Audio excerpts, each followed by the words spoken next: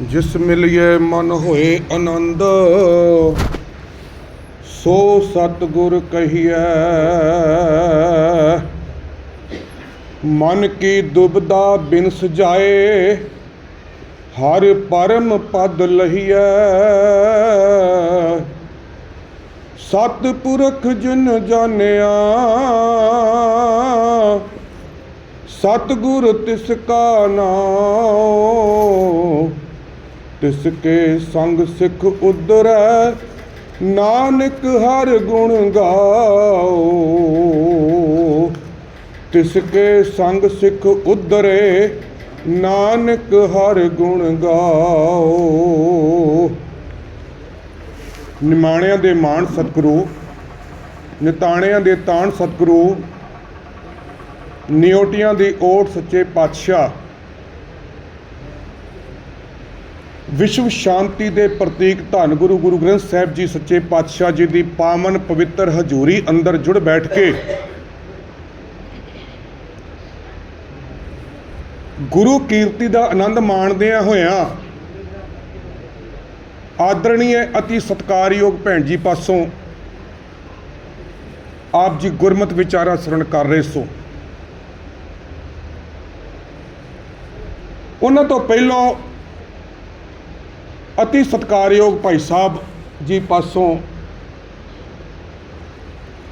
सवैये महल्ले चौथे के धन गुरु गुरु रामदास पातशाह जी उत्सत उन्हां दी वडियाई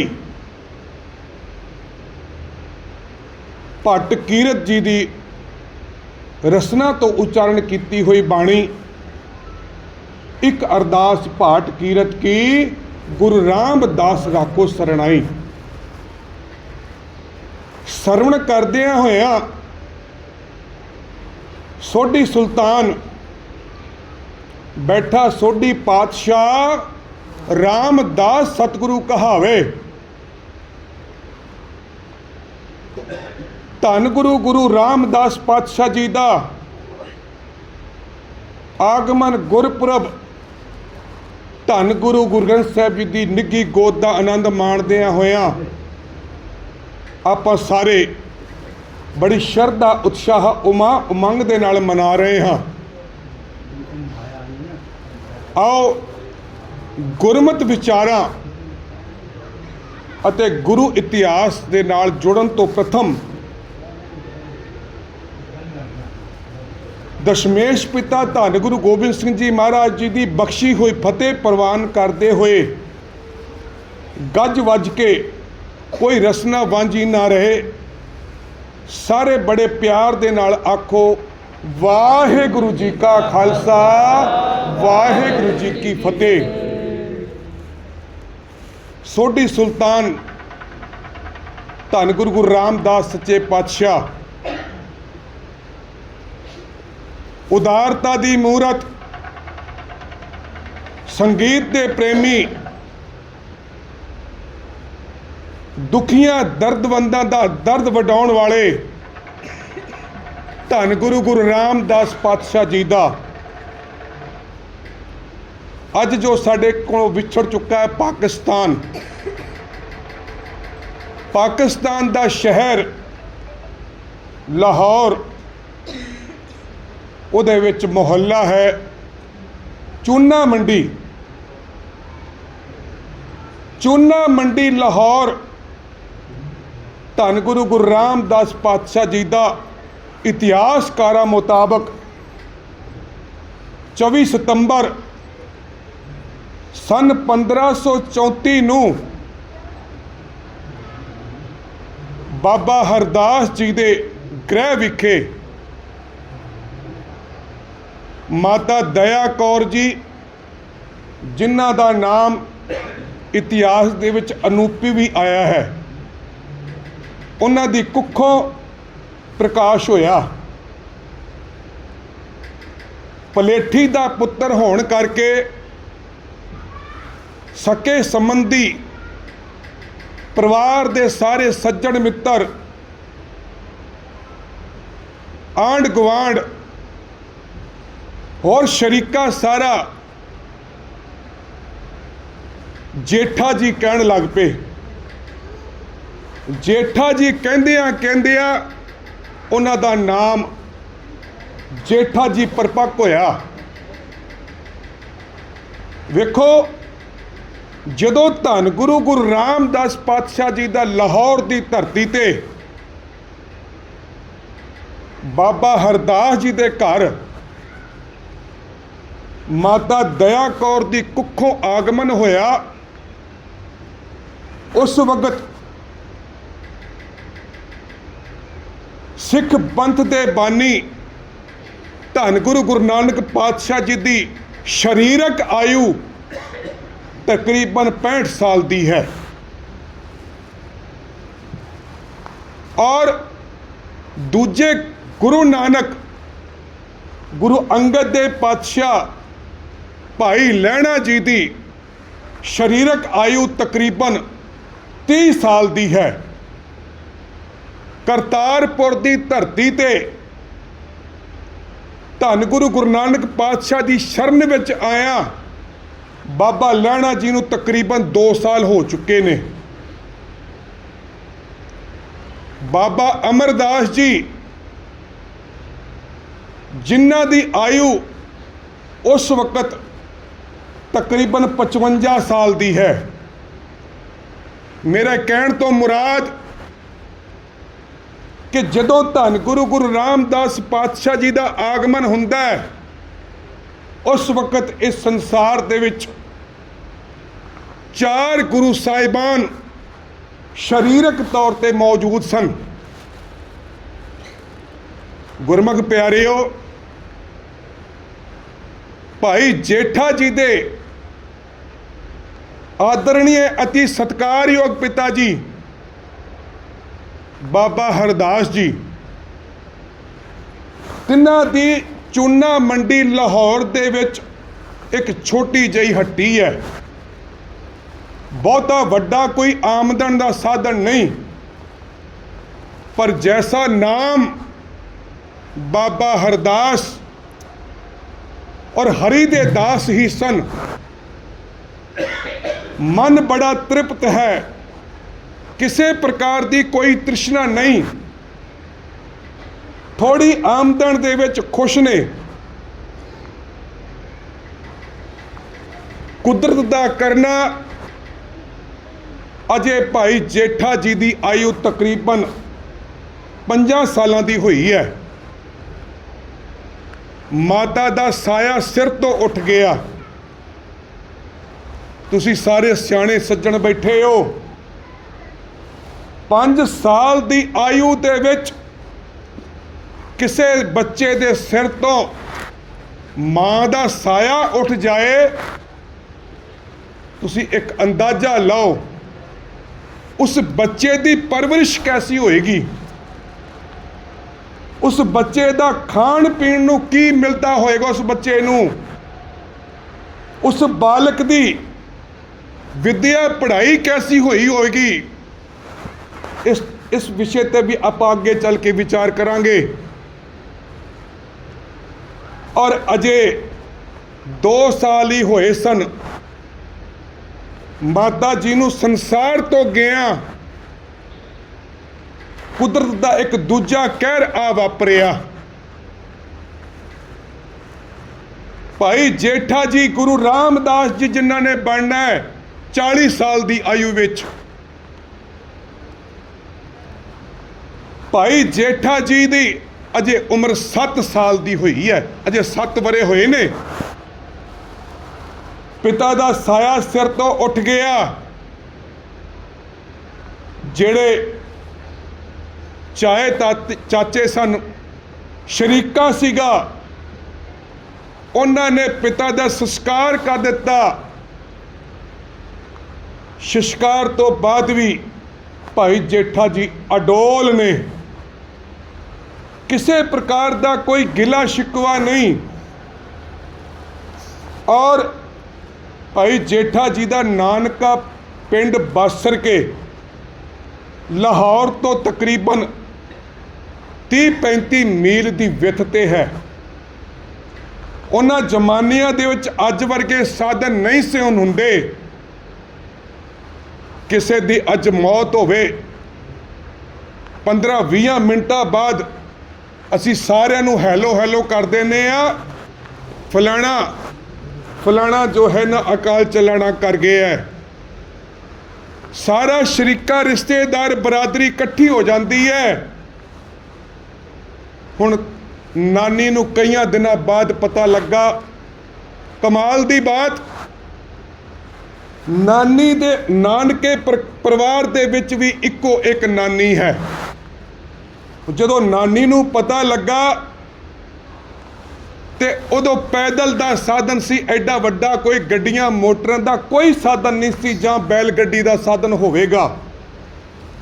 ਪਰ ਨਾਨੀ ਵਿਚਾਰੀ ਕੋਲ ਕੋਈ ਆਮਦਨ ਦਾ ਜ਼ਰੀਆ ਨਹੀਂ ਸੀਗਾ, ਰੋਜੀ ਰੋਟੀ ਦਾ ਕੋਈ ਵੱਡਾ ਵਸੀਲਾ ਨਹੀਂ ਸੀਗਾ। ਨਾਨੀ ਪੈਦਲ ਹੀ 35-40 ਕਿਲੋਮੀਟਰ ਦਾ ਪੰਧ ਤੈਅ ਕਰਕੇ ਲਾਹੌਰ ਪਹੁੰਚੀ। ਔਰ ਜਦੋਂ ਸ਼ਰੀਕੇ ਰਿਸ਼ਤੇਦਾਰਾਂ ਦਾ ਪਤਾ ਲੱਗਾ, 7 ਸਾਲ ਦੇ ਬਾਲਕ ਨੂੰ ਕਿਸੇ ਸਕੇ ਸੰਬੰਧੀ ਨੇ, ਤਾਏ ਚਾਚਿਆਂ ਨੇ ਰੋਟੀ ਨਹੀਂ ਪੁੱਛੀ।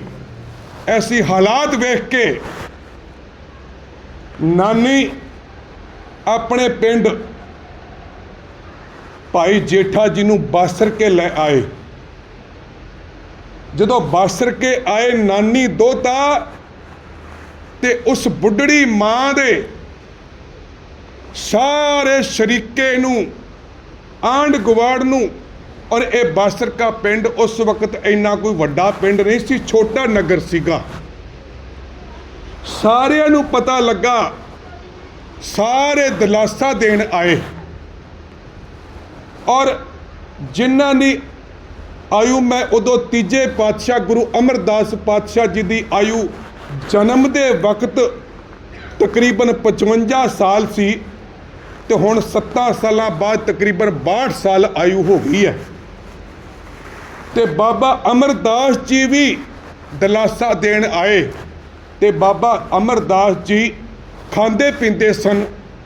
ਬਾਬਾ ਅਮਰਦਾਸ ਜੀ ਦੇ ਘਰ ਦੇ ਵਿੱਚ ਬਹੁਤ ਸਾਰੀਆਂ ਖੁਸ਼ੀਆਂ ਸਨ। ਔਰ ਬਾਬਾ ਅਮਰਦਾਸ ਜੀ ਅਜੇ ਤੱਕ ਗੁਰੂ ਨਾਨਕ ਪਾਤਸ਼ਾਹ ਜੀ ਦੀ ਗੁਰਮਤਿ ਉਹਨਾਂ ਨੇ ਧਾਰਨ ਨਹੀਂ ਸੀ ਕੀਤੀ।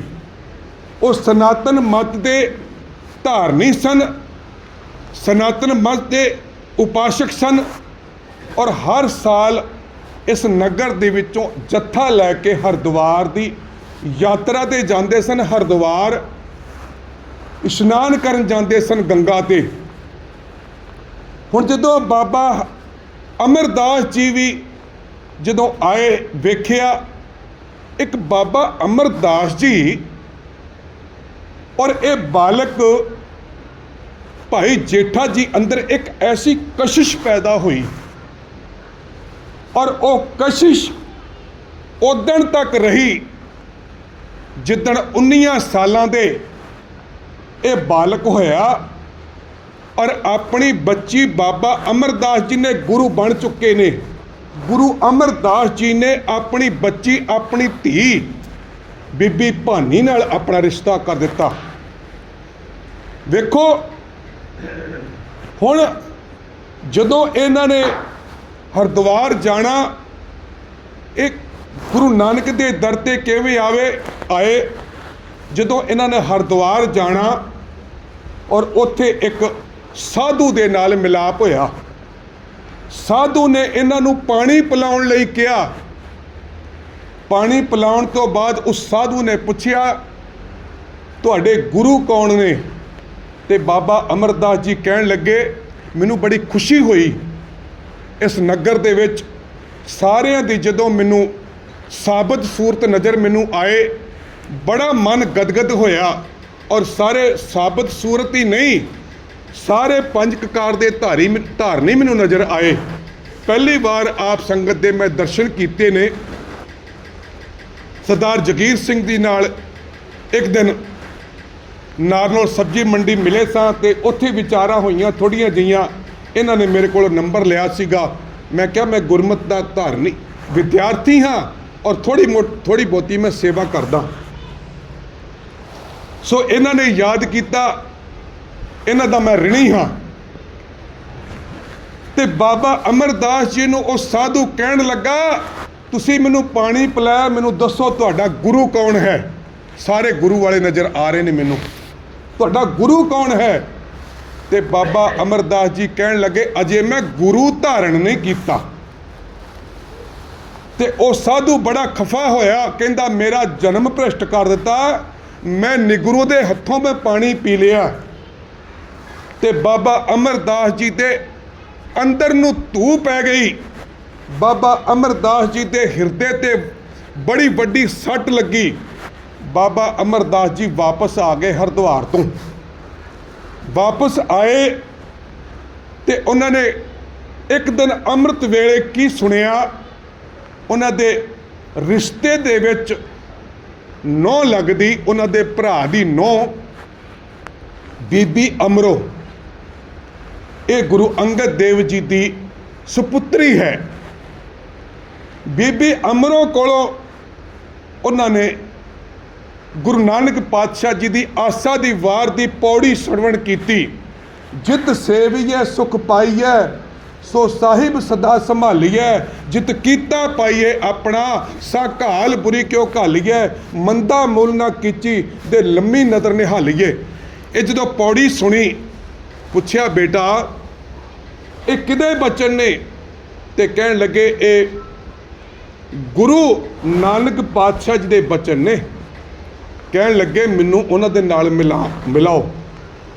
ਤੇ ਬੀਬੀ ਅਮਰੋ ਕਹਿਣ ਲੱਗੀ ਉਹ ਸਰੀਰਕ ਰੂਪ ਵਿੱਚ ਇਸ ਸੰਸਾਰ ਦੇ ਵਿੱਚ ਨਹੀਂ ਨੇ, ਪਰ ਉਹਨਾਂ ਦੀ ਗੱਦੀ ਦੇ ਉੱਤੇ ਮੇਰੇ ਸਤਿਕਾਰਯੋਗ ਪਿਤਾ ਗੁਰੂ ਅੰਗਦ ਦੇਵ ਜੀ ਬਿਰਾਜਮਾਨ ਨੇ, ਉਹਨਾਂ ਨੂੰ ਮਿਲੇ। ਤੋ ਖੈਰ ਵੇਖੋ ਧੰਨ ਗੁਰੂ ਰਾਮਦਾਸ ਪਾਤਸ਼ਾਹ ਜੀ 40 ਸਾਲ ਦੀ ਆਯੂ ਦੇ ਵਿੱਚ ਗੁਰੂ ਬਣਦੇ ਨੇ।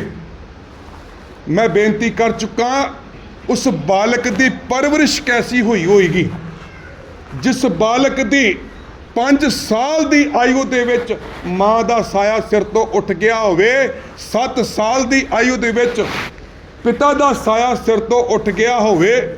ਔਰ ਵੇਖੋ ਧੰਨ ਗੁਰੂ ਗ੍ਰੰਥ ਸਾਹਿਬ ਦੀ ਬਾਣੀ ਆਪ ਜੀ ਪੜ੍ਹਦੇ ਹੋ, ਤੇ ਧੰਨ ਗੁਰੂ ਨਾਨਕ ਪਾਤਸ਼ਾਹ ਜੀ ਦੀ ਬਾਣੀ ਗੁਰੂ ਗ੍ਰੰਥ ਸਾਹਿਬ ਦੇ ਵਿੱਚ 19 ਰਾਗਾਂ ਦੇ ਵਿੱਚ ਹੈ।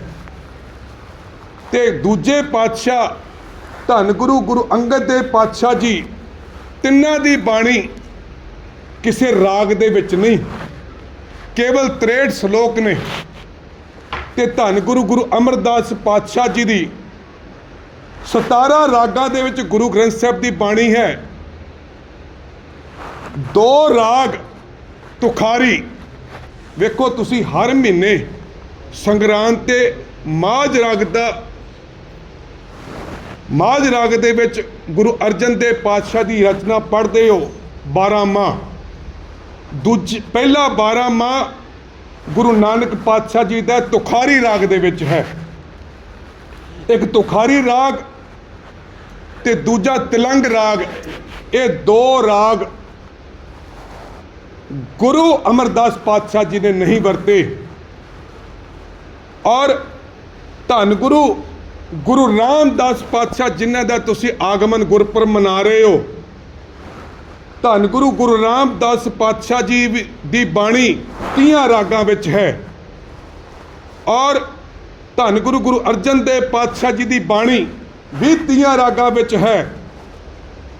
ਵੇਖੋ ਧੰਨ ਗੁਰੂ ਗ੍ਰੰਥ ਸਾਹਿਬ ਜੀ ਸਨ 1604 ਦੇ ਵਿੱਚ, ਜਿਨ੍ਹਾਂ ਨੂੰ ਉਸ ਵਕਤ ਪੋਥੀ ਸਾਹਿਬ ਕਹਿ ਕੇ ਪੁਕਾਰਿਆ ਗਿਆ, ਬਾਬਾ ਬੁੱਢਾ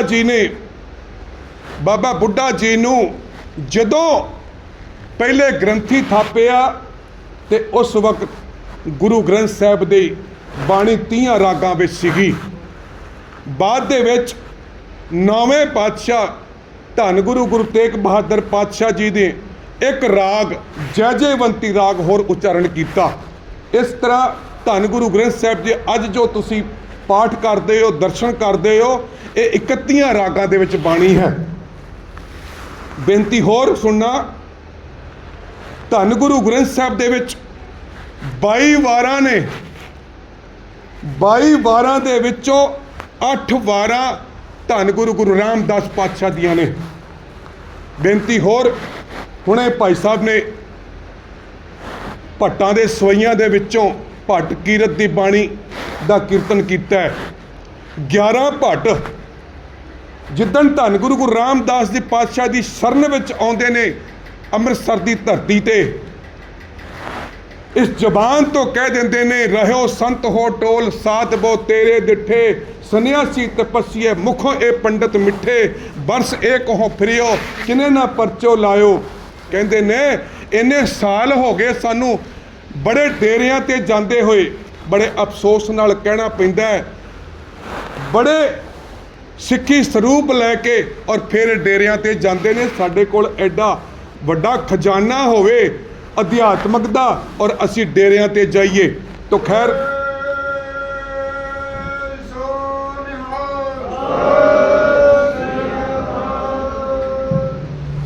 ਧੰਨ ਗੁਰੂ ਰਾਮਦਾਸ ਪਾਤਸ਼ਾਹ ਤਿੰਨਾਂ ਦੀ ਉਸਤਤ ਦੇ ਵਿੱਚ 11 ਭੱਟਾਂ ਨੇ ਸਵਈਏ ਉਚਾਰਨ ਕੀਤੇ। ਵੇਖੋ, ਧੰਨ ਗੁਰੂ ਨਾਨਕ ਪਾਤਸ਼ਾਹ ਜੀ ਦੀ ਉਸਤਤ ਦੇ ਵਿੱਚ ਸਵਈਏ ਮਹੱਲੇ ਪਹਿਲੇ ਕੇ, ਗੁਰੂ ਅੰਗਦ ਦੇ ਪਾਤਸ਼ਾਹ ਦੀ ਉਸਤਤ ਦੇ ਵਿੱਚ ਸਵਈਏ ਮਹੱਲੇ ਦੂਜੇ ਕੇ, ਸਵਈਏ ਮਹੱਲੇ ਤੀਜੇ ਕੇ, ਗੁਰੂ ਅਮਰਦਾਸ ਪਾਤਸ਼ਾਹ ਜੀ ਦੀ ਉਸਤਤ ਵਡਿਆਈ, ਸਵਈਏ ਮਹੱਲੇ ਚੌਥੇ ਕੇ, ਗੁਰੂ ਰਾਮਦਾਸ ਪਾਤਸ਼ਾਹ ਜੀ ਦੀ ਉਸਤਤ ਵਡਿਆਈ, ਸਵਈਏ ਮਹੱਲੇ ਪੰਜਵੇਂ ਕੇ, ਗੁਰੂ ਅਰਜਨ ਦੇਵ ਪਾਤਸ਼ਾਹ ਜੀ ਦੀ ਵਡਿਆਈ ਉਸਤਤ।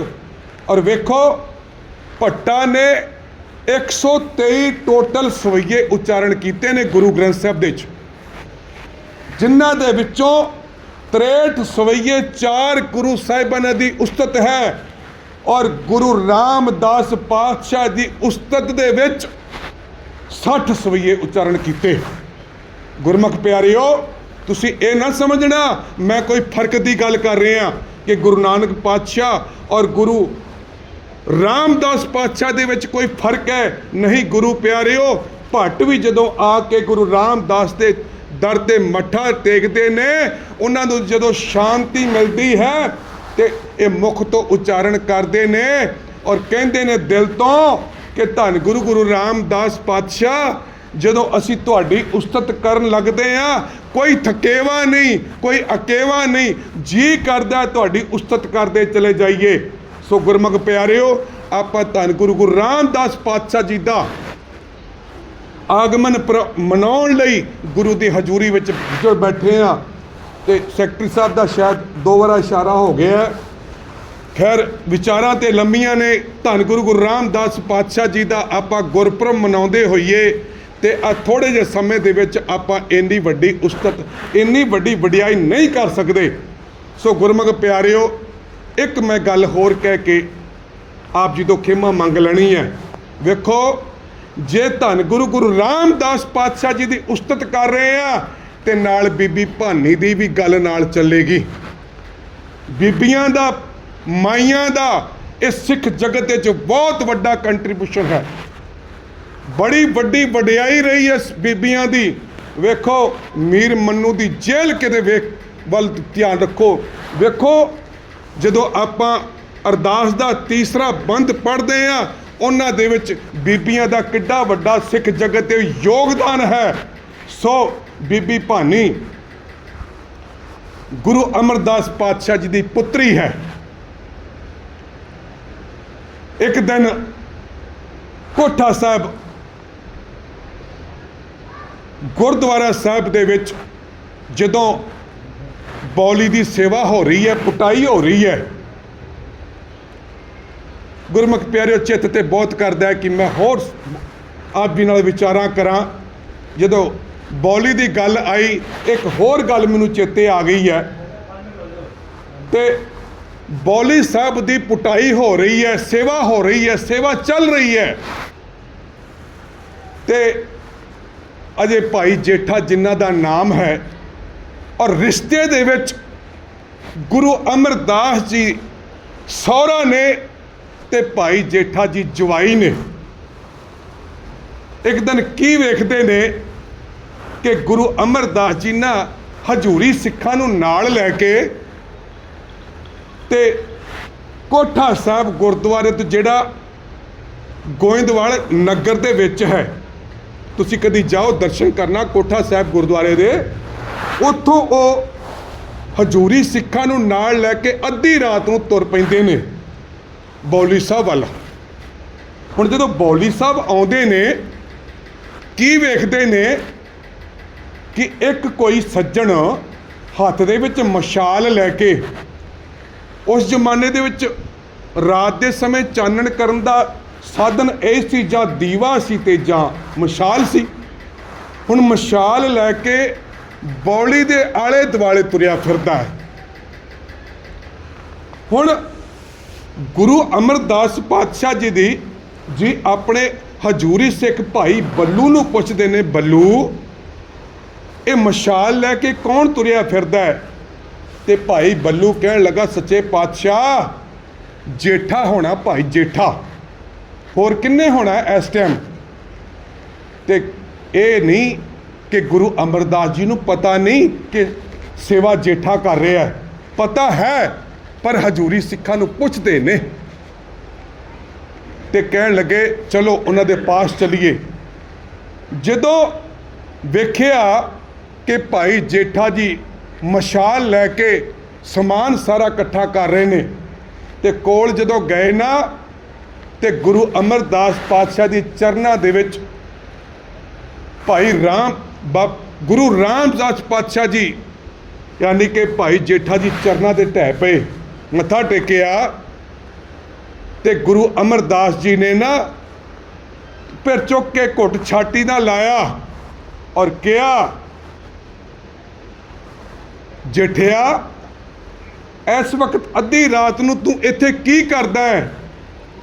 कहन लगे, सच्चे पातशाह आप जी ते बौली की सेवा करवा रहे हो।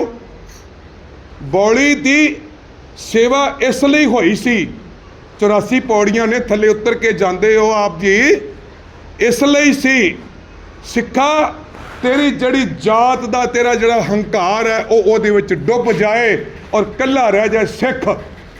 पर अफसोस अज भी असी जात अभिमानियां ने जातां अपने नाल लाइयां ने। तो खैर भाई जेठा जी कहन लगे, सच्चे पातशाह जदों सवेरे संगतां ने आउणा, संगतां जदों कार सेवा करन आउंदियां ने दूर दुराडे तो, ते उन्हां नूं सवेरे जदों कार सेवा करन लगे आ समान देना हुंदा, कोई बाल्टा, कोई तसला, कोई टोकरा, कोई कस्सी, कोई कई होर गैंती इत्याद, ये समान जदों देना हुंदा है ना, वो फिर समान देन लग्या बड़ी मुश्किल आउंदी है। ते संगतां जड़ियां इस तरह सुट के चली गईयां और वो पिया ते मैं रोज़ शाम नूं सेवा कर लेना हुन्ना, पर अज मैं रात नूं शामी टाइम नहीं मिलिया, दूजे पासे सेवा करदा रहा, इस करके मैं इधर सेवा नहीं कर सकिया। ते हुण मैं सेवा कर रहा है, सवेरे मुश्किल ना आवे ताकि संगतां नूं देण वास्ते। ते गुरु अमरदास जी कहन लगे, जेठिया तेनू बहुता फिक्र है, तेनू बहुता फिक्र है, जड़ियां संगतां खिल रहा पुल रहा छड्ड गईयां उन्हां नूं फिक्र नहीं, तेनू बहुता फिक्र है। ते भाई जेठा कहन लगा, सच्चे पातशाह एक बेनती करा, मैं इस घर दा गुलाम हाँ, ये उन्हां दा एक घर नहीं। ते गुरु अमरदास पातशाह कहन लगे, जेठिया तेरा घर ते गुरु रामदास जिन्हां ने 40 साल की आयु विच बनना है। भाई जेठा जी कहन लगे, सच्चे पातशाह मेरा ते घर नहीं है, पर इस घर दा मैं गुलाम ते हाँ ना। गुरु ग्रंथ साहब की बाणी पढ़ो, किते रचना धन गुरु रामदास पातशाह जी की बड़ी बार उन्होंने अपने आप को गुलाम लिखे है। राम हाँ हम लाले कांडे, लाले दा भाव कि गुलाम, असी तेरे गुलाम हाँ, ते मैं इस घर दा गुलाम ते हाँ और वफादार गुलाम हाँ। ते गुरु अमरदास पातशाह जी ने घुट छाती ना लाया और कहन लगे, जेठिया इसे तरह चित ला के सेवा करता रही, एक दिन तू इस घर का मालिक बन जाएगा। और गुरु अमरदास पातशाह जी ने 40 साल की आयु दे विच जेठा जी नू गुरता गद्दी बख्शिश करके गुरु रामदास बना दिता। मैं बेनती कर रहा सा कि बीबी भानी का जिक्र करना भी बनता है। एक दिन गुरु अमरदास पातशाह जी संगत दे विच गुरमत विचारा करके गुरबाणी उच्चारण करके संगत नू संबोधन करके जदों कोठा साहब गए ना, ते पिछे पिछे उन्हां दी पुत्री बीबी भानी चली गई।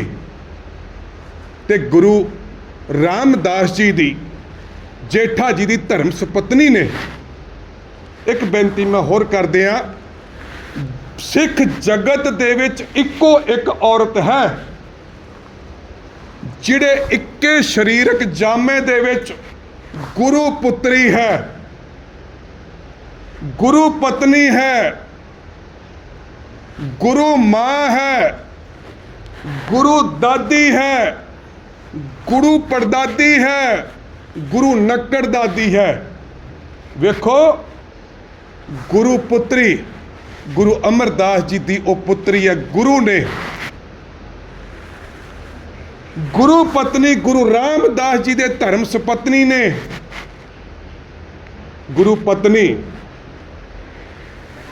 गुरु मां गुरु अर्जन देव पातशाह जी दे गुरु सत्कारयोग माता जी ने बीबी भानी जी, गुरु मां गुरु दादी गुरु हरगोबिंद पातशाह 6वें पातशाह मीरी पीरी दे मालिक तिन्हां दे ओ दादी जी ने, गुरु पड़दादी गुरु तेग बहादुर पातशाह जी दे पड़दादी ने इत्थे बस नहीं, और गुरु गोबिंद सिंह महाराज दे ओ नक्कड़ दादी ने, और इत्थे बस नहीं उन्हां दे 4 साहिबजादे भी इसे अंश बसदे ने। और वेखो गुरु हर राय पातशाह सच्चे पातशाह ओ भी गुरु हरगोबिंद पातशाह जेड़े के बीबी भानी जी दे पोतरे ने, उन्हां दे अगों पोतरे ने गुरु हर राय पातशाह जी, और अगों पोतरे दे गां पड़पोतरे तुसी जानते हो ना बंगला साहब गुरुद्वारे की कहंदे हो, श्री हरकृष्ण ध्याई है जिस डिठे सब दुख जाए। ते गुरु हरकृष्ण पातशाह 8वें पातशाह वो अगों पड़पोतरे ने। ये सारी अंश बंश बीबी भानी दी ते गुरु रामदास पातशाह जी दी है। सो गुरमुख प्यारियो, बीबी भानी जी ना पिछे पिछे गुरु अमरदास पातशाह जी दे कोठा साहब गई और जाके कोल कह बह के कहन लगी, पिता जी मैं आप जी नूं एक छोटी जी बेनती करना चाहनी है। ते गुरु अमरदास पातशाह कहन लगे, दस धीए की कहना है तू? ते कहन लगी, सच्चे पातशाह पिता जी तुसी जो मेरा नाम रखे है ना भानी, ये बड़ा सोहना नाम है, दस धीए ओ किवें? कहन लगे, पिता जी भानी दा अर्थ हुंदा भाणे विच रहना, भानी दा अर्थ हुंदा भाणे विच रहना, और मैनू लगदा है कि मैं आउण वाले समय दे विच ना बड़ा कठिन कठिन बड़ा करड़ा करड़ा भाणा मनना है। मैं है पुत्री बेटा तेनू ये पता है? ते बीबी भानी कहन लगी, पिता जी गुरु पिता जी मैं पुत्री किहदी हाँ? तुहाडी पुत्री हाँ ना मैं। ते दस धीए ते जेड़ी वार्तालाप प्यो पुत्र दे विच होई है उन्होंने 4 लाइनां दे विच ना कवि ने कलमबंद किया है। कहन लगी, सच्चे पातशाह मेरे पुत्र ने लाहौर की तत्ती तवी ते बहना है। कहन लगे, लाहौर की तत्ती तवी ते मेरा ही बेटा बहेगा। लाहौर दी तत्ती तवी ते मेरा ही बेटा बहेगा, मेरे ही तेग बहादुर दा दिल्ली चांदनी चौक विच लहू वहेगा।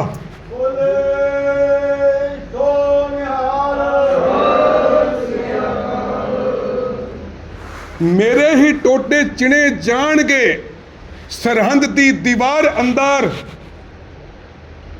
मेरे ही जिगर ते टोटे चहन ढहण के चमकौर दी जू अंदर, मेरे ही जिगर दे टोटे ढहण के चमकौर दी जू अंदर।